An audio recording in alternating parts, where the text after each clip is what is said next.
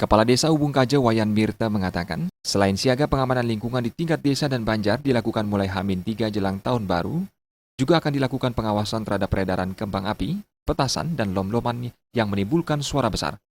Karena hal tersebut dinilai membahayakan keselamatan masyarakat. Untuk itu, sidak akan dilakukan petugas untuk menimbulkan efek jera. Mendekati hari-hari ini menjelang 31 nanti kita akan lakukan sidak kembang api sama mercon seperti tahun lalu.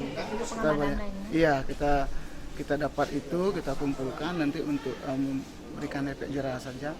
Nah, kemudian H-3 nanti menjelang tahun baru kita biasanya pos di kantor desa. Jadi semua Banjar kita himbau untuk pecalannya untuk standby mengamankan wilayah masing-masing.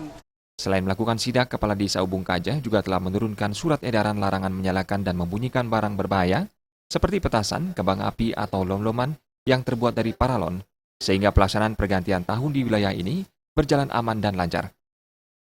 Perawidya dan Putu Ratna, Bali TV.